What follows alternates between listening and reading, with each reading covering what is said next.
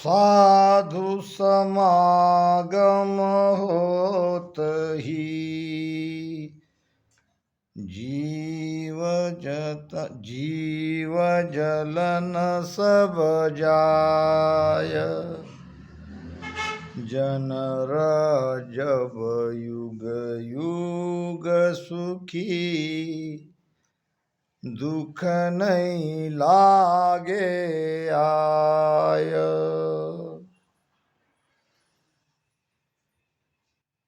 संत दादू साहब के शिष्य रज्जब जी महाराज, उनके प्रसिद्ध वचन है, साध समागम होत ही।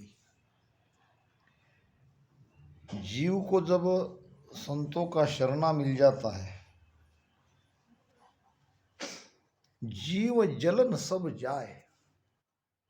अंदर जो जलन है, जो ताप है, ये सारे मिट जाते हैं।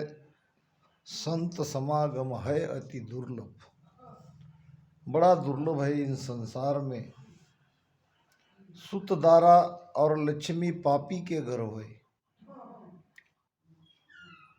पापी को भी हम देखते हैं कि घर परिवार है, पत्नी है, बच्चे हैं, पैसा भी पापियों के पास काफ़ी है। मगर एक चीज़ पापी को दुर्मिल है। वो दुर्मिल यह है कि संत समागम, हरि कथा, तुलसी दुर्लभ जो है। हमारे महाराज ने भी कहा है,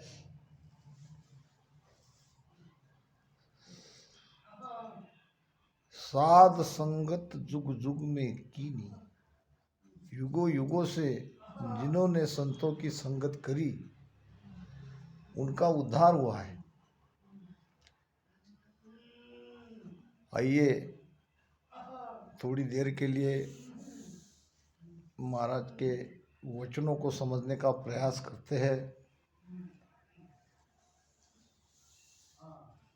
राजा चंदूलाल जी और महाराज के बीच में बहुत ही बड़ी ज्ञान चर्चा हुई,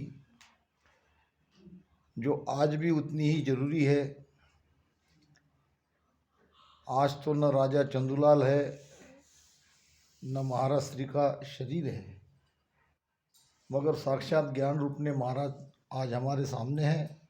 और हम सब राजा चंदूलाल की भूमिका में हैं, क्योंकि जो राजा चंदूलाल के मन में शंकाएं थी, कुछ प्रश्न थे, वो प्रश्न, वो शंकाएं आज भी हमारे अंदर ज्यों की त्यों हैं। कहते हैं राजा चंदूलाल, हे महाराज, तुम भाकी घट भेद की आनई वेद के माय। प्रगट क्षाण मोसु कहो अमर लोक जे जाय। तुम भाकी घट भेद की। हे महाराज, आपने जो ज्ञान दिया है, आपने जो घट का सारा भेद बताया है, ध्यान का सारा भेद बताया है, तो बात कहीं नहीं है। उस जमाने में वेद ही महत्वपूर्ण हमारे शास्त्र हुआ करते थे। हर बात वेदों में थी, ऐसी मान्यता थी। और ये जो ज्ञान, सत्स्वरूप आनंद पद का ज्ञान महाराज ने राजा चंदूलाल को बताया कि देहरो भेष सकल सो माया, असत सत नहीं कोई। और जे कोई भेष शब्द को साजे, मूक मिलेगा सोई। भीतर के भेद की बात बताई। और ये भी कहा कि कै सुखराम भेष वो मेरो, जो कोई संत बसावे, तीनों ताप तोड़ कर हंसा अमर लोक जितावे। ये आदि व्याधि उपाधि, तीन ताप से ये जीव अलग होकर अमरलोक में जाता है, अगर वो सत्सबद जगता है। और उसका सारा भेद महाराज ने राजा चंदूलाल को बताया। अब राजा चंदूलाल महाराज को ये पूछ रहे हैं कि तुम भाकी घट भेद की आनई वेद के माय। मैंने तो सारा वेदों में, वेदों का ज्ञान तो पढ़ा हुआ ही थे, सगुण भक्ति करते थे, तो अब पूछ रहे हैं प्रगट छाण, प्रगट नाम खुला, छान नाम निर्णय करके प्रगट छान मोसू कहो अमर लोक जे जाय। जीव अमर लोक में कैसे जाता, ये छान कर ये भेद मेरे सामने खुला करो।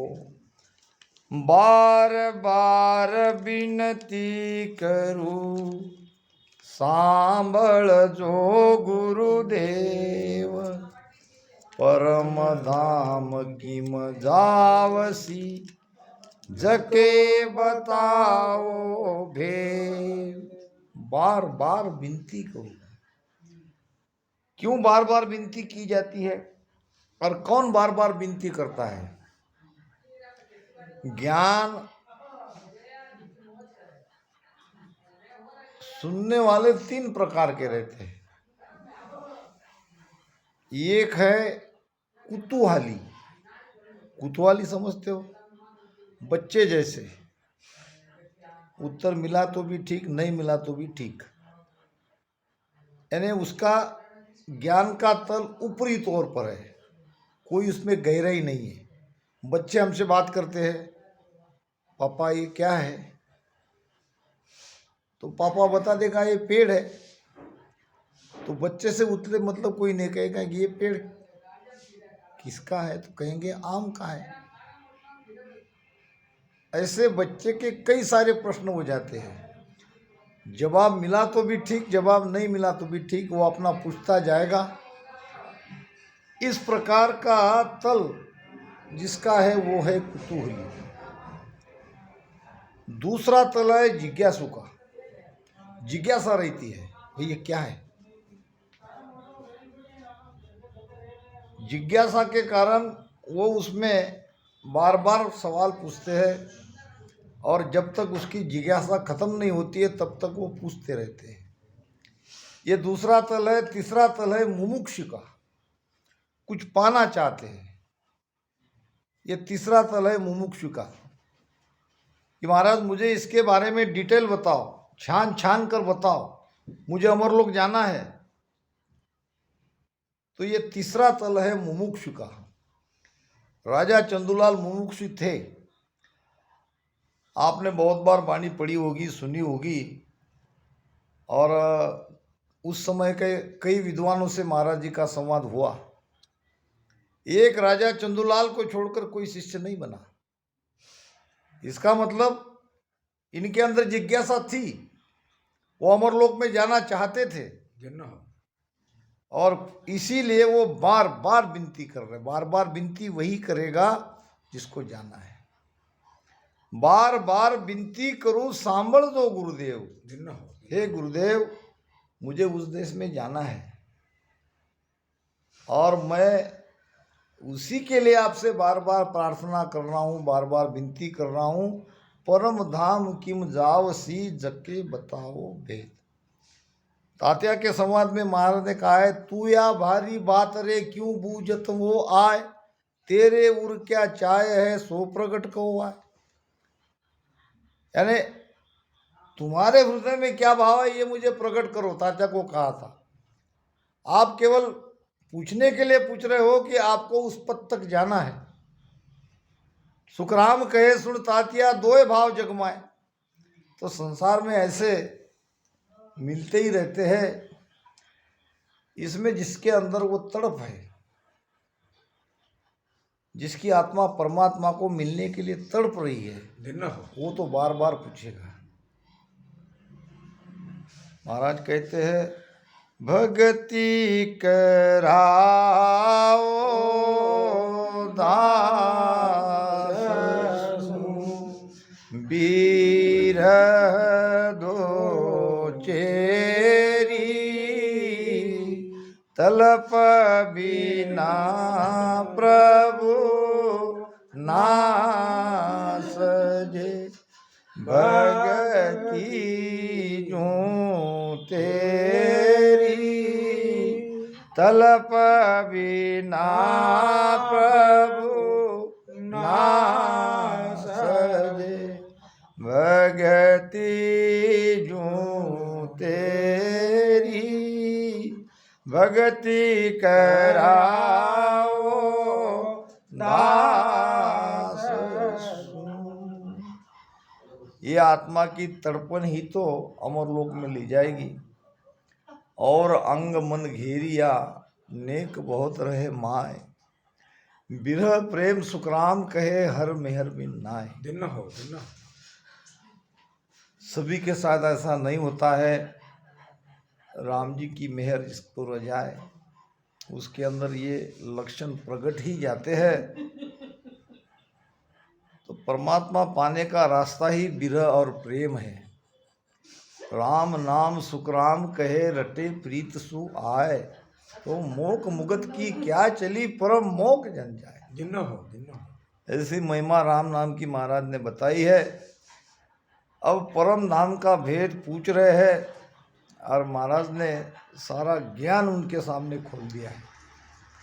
राजा है सा जन कोई हो न काल ईश्वर सु आगे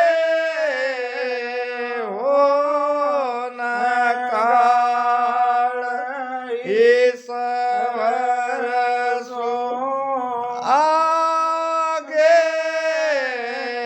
ज्ञान बतावे मोहि वो राजा है साजन कोई, जे कोई ज्ञान त्याग ले ध्यावे, तीके काल मुख माए। राम जो कोई ज्ञान त्याग ले ध्यावे, तीके काल मुख माई। वाकी संगत परम मोख नहीं, वाकी संगत परम मोख नहीं। हंसो किस विद जाए वो राजा ऐसा जन कोई। महाराज ने चंदूलाल राजा को पूछा है, हे राजा, है ऐसा जन कोई, ऐसे कोई संत है जो आपको मिले हैं या आपकी जानकारी में है कि जो होन काल और पार ब्रह्म परमात्मा उनसे भी आगे क्या क्या ज्ञान बताए। होन काल तक का ज्ञान बताने वाले बहुत हैं, कोई बिरले पार ब्रह्म परमात्मा तक भी ज्ञान बताते हैं। इससे आगे कोई है ही नहीं। महाराज कहते कि मेरा पद, मेरा देश, मैं जिस देश की बात कर रहा हूं वो होन काल और पार ब्रह्म परमात्मा जिसको ईश्वर कहते हैं उसके आगे का है। होन काल ईश्वर सु आगे ज्ञान बतावे कोई।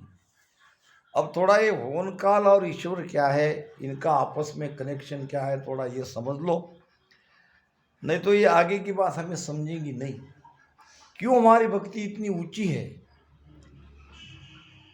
ये समझ में आएगा। सबसे पहले महाराज परमात्मा के बारे में समझाते हैं।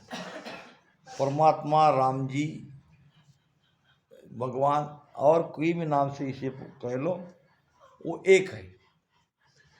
परमात्मा अनेक नहीं है।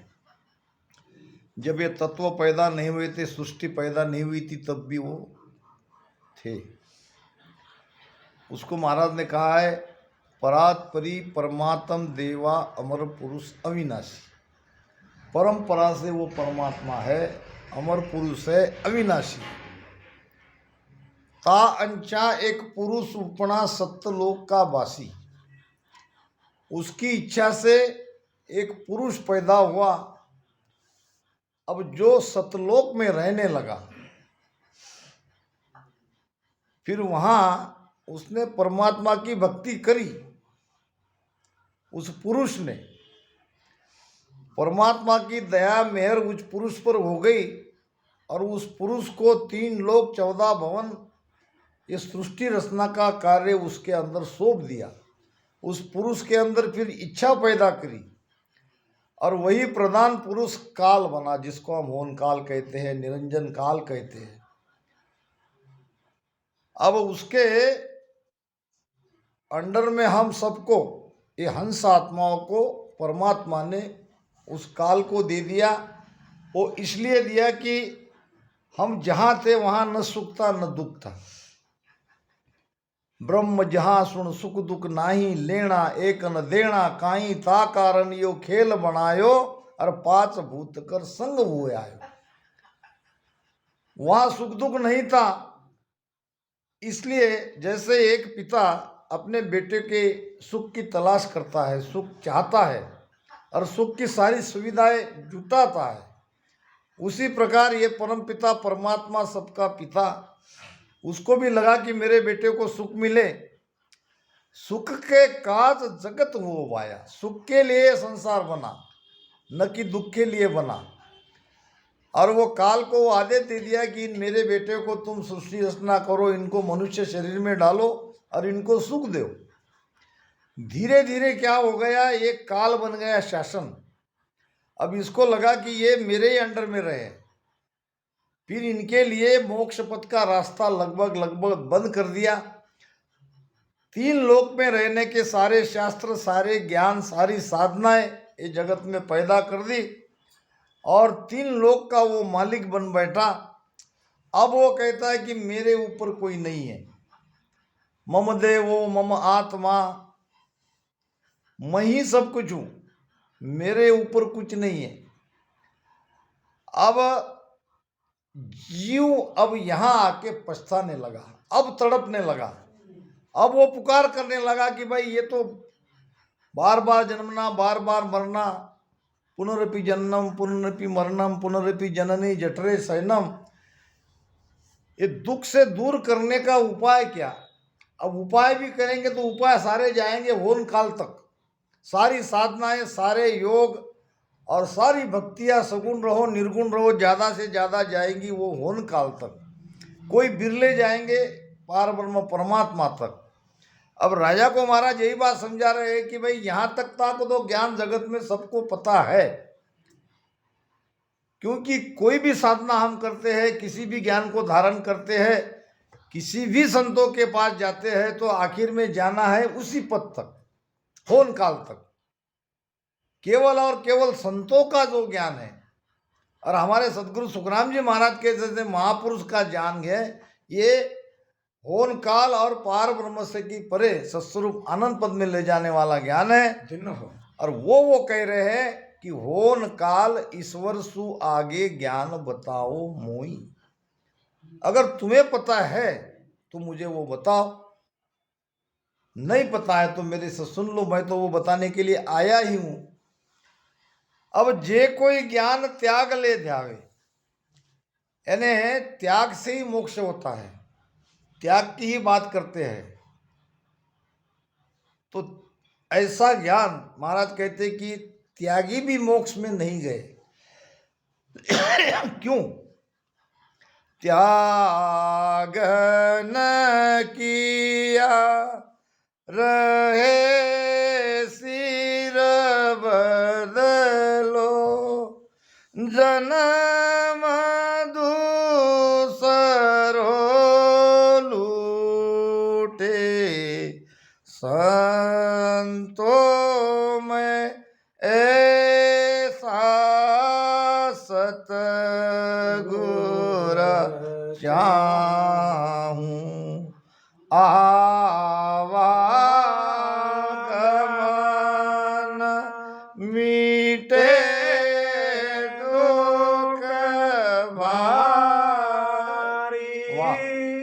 आवागमन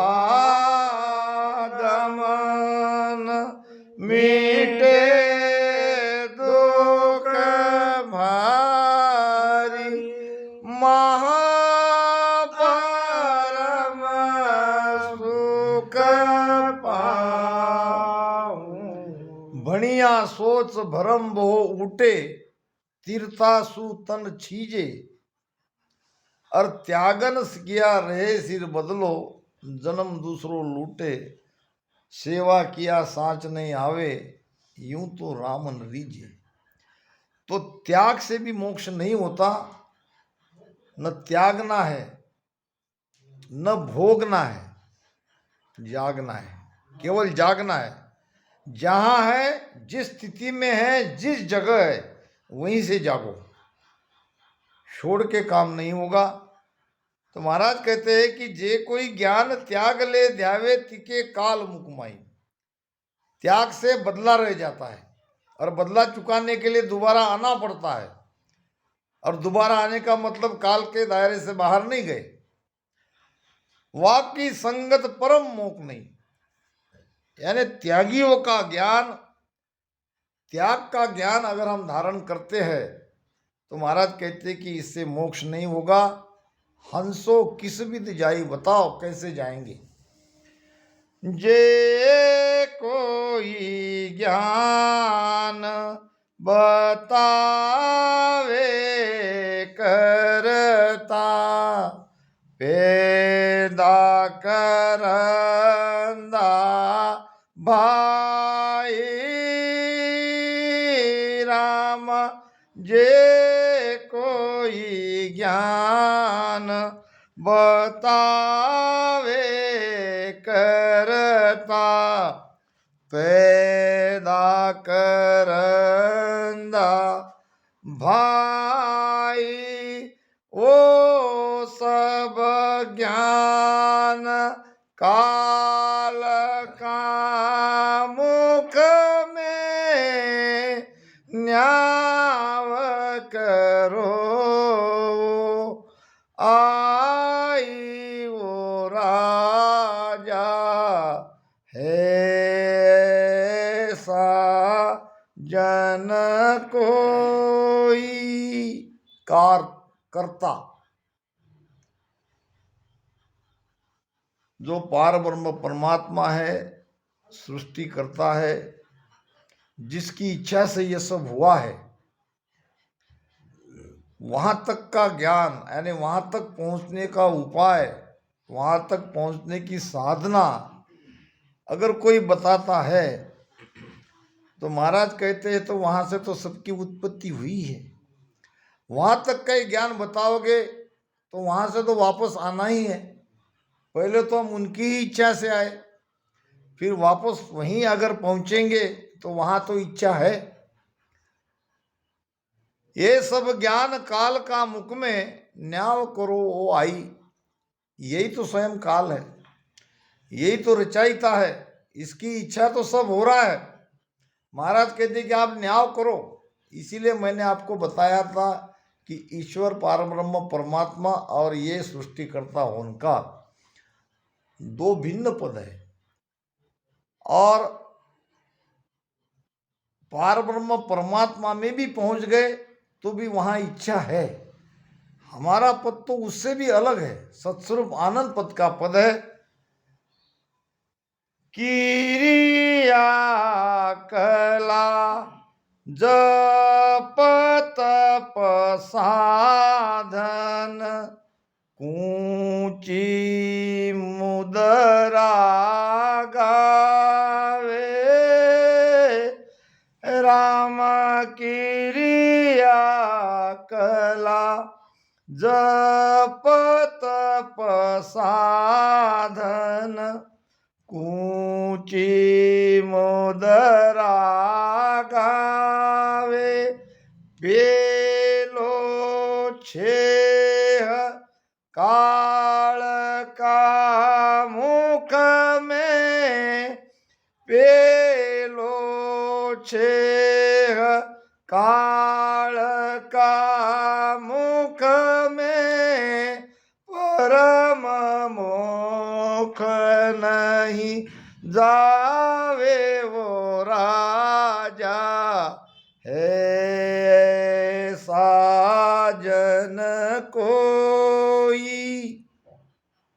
क्रिया यानी कोई भी क्रिया करते हैं, कर्मकांड करते हैं, उसको करते हैं क्रिया। उपाय करते हैं, बाहर की क्रिया करते हैं। कला, कोई भी कला, कला कला में फेर कहावे, ब्रह्म की कला है, होन काल की कला है, पार ब्रह्म की कला है। कई प्रकार की कलाएं हैं।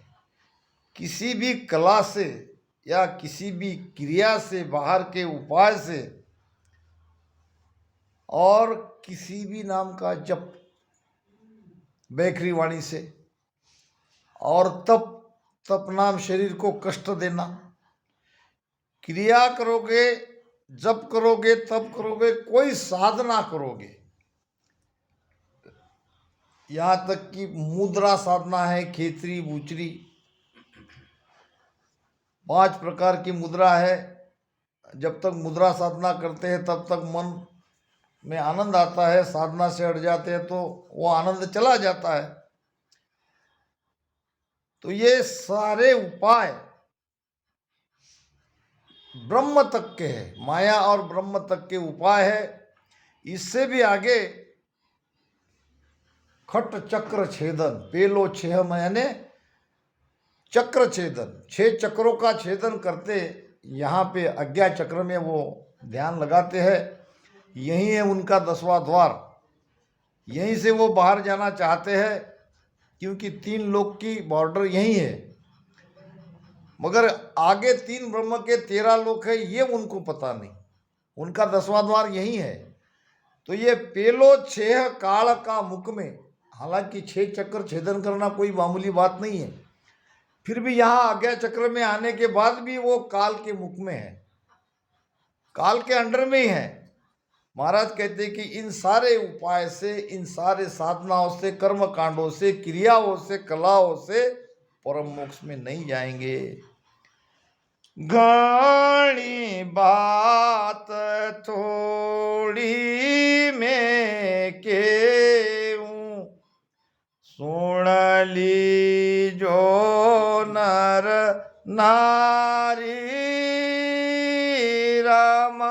घणी बात थोड़ी में केऊं, सुन ली जो नर नारी। ब्रह्म काल माया सब चारो देखो, ज्ञान विचारी राजा है साजन कोई। अब महाराज कह रहे बात तो घनी है, मगर इसको संक्षिप्त में थोड़े में मैं कहता हूं कि ब्रह्म ही काल है और माया उसका आहार है। महाराज ने, कबीर साहब ने कहा है, झूठे सुख को सुख कहे मानत है मन मोद, जगत चबेला काल का कुछ मुख में कुछ गोद। यानी ये सारा संसार काल का आहार है, चबेला नाम है आहार। अब काल को चाहिए 1.25 लाख जीव रोज, 1.25 लाख जीव रोज पैदा होता है, 1 लाख जीव वो रोज खाता है, क्योंकि हम सब उसके काल के आहार है। अब कुछ तो उसके मुख में चले गए, कुछ उसके गोद में बैठे जो बचे हैं। इसीलिए राम राम भजन करना बहुत जरूरी है। काल से बचने का केवल यही एकमात्र उपाय है। रटे राम सारा, कटे कर्म सारा, धुएं सांसो सांसो लंगे भव पारा। तो ब्रह्म ये काल है और माया उसका आहार है। दूसरी तरह से समझेंगे, कैसे ब्रह्म काल है। खेती किसानी करने वाला हमारे एक किसान रहता है, हमारे तरफ तो ज़्यादा होती है। तो वो पहले खेती की साफ सफाई करता है और फिर ट्रैक्टर से उसको मट्टी उल्टा पलट करके अच्छे से साफ करके उसमें बीज बोता है। और जैसे बीज अंकुरित होता है तो उसको बड़ी परवरिश से, हिफाजत से आजू बाजू की सारी घास उसकी काटता है और पानी की सुविधा हो तो पानी देता है। सब तरह से उसकी निगाह रखता है अपने बच्चे के जैसा। और जैसे जैसे वो बड़ा होता है तैसे सारी व्यवस्था और भी कुछ बहुत सारा करना पड़ता है, यहाँ तक कि रखवाली और सब करने के बाद उसमें से माल निकाल लेता है। फिर क्या करता है, फिर बड़ी निर्दयता से जिसको अपने बच्चे के समान उसने हिफाजत करी उसको उखाड़ के फेंकता है, काट देता है, जला देता है, उखाड़ देता है, क्योंकि अब उसका कोई काम नहीं रहा। ब्रह्म यही कर रहा है, पैदा भी करता है, ब्रह्मा जी के द्वारा बनाया भी जाता है, भगवान विष्णु के द्वारा हमारी रखवाली भी करता है, हिफाजत भी होती है, फिर हमको खत्म कर देता है। तो यह ब्रह्म ही काल है और माया यानी हम सब उसका आहार है। अब इसका ज्ञान करके तुम विचार करके देखो कि ये 3 देवताओं को किसने आदेश दिया और तुम्हारी भक्ति कहाँ तक जा रही है, इसका ज्ञान से विचार करके देखो। ब्रह्म काल माया सब चारो, देखो ज्ञान विचारी के सुख राम काल सुबारे।